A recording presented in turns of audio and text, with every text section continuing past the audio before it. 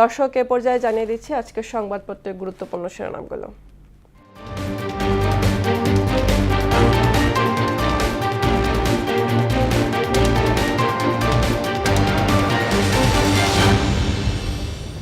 প্রথম আলো শিরোনাম করেছে, সরকার বদলায় বাস বদলায় না, ঢাকার গণপরিবহন।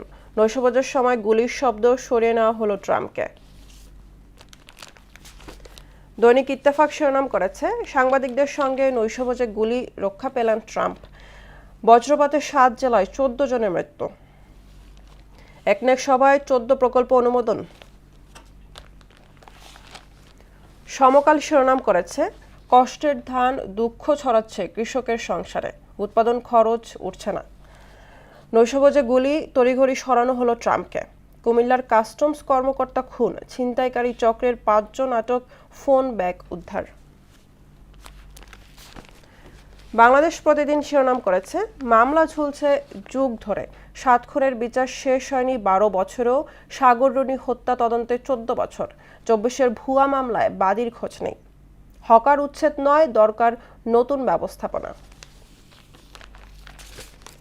যুগান্তর শিরোনাম করেছে, পাল্টাপাল্টি চাপের কৌশলে ক্ষমতাসীন ও বিরোধী দল, কঠোর অবস্থানে যাবে না কেউ।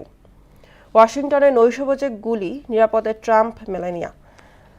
যুদ্ধ দীর্ঘায়িত হওয়ার শঙ্কা, এবার উন্মুক্ত পদ্ধতিতে তেল কেনার সিদ্ধান্ত। আমার দেশ শিরোনাম করেছে, জামায়াত এনসিপি মৈত্রীর ভবিষ্যৎ কোন পথে, প্রেসিডেন্ট ট্রাম্পকে ফের হত্যার চেষ্টা। দর্শক, এই ছিল আজকের সংবাদপত্রের গুরুত্বপূর্ণ শিরোনামগুলো।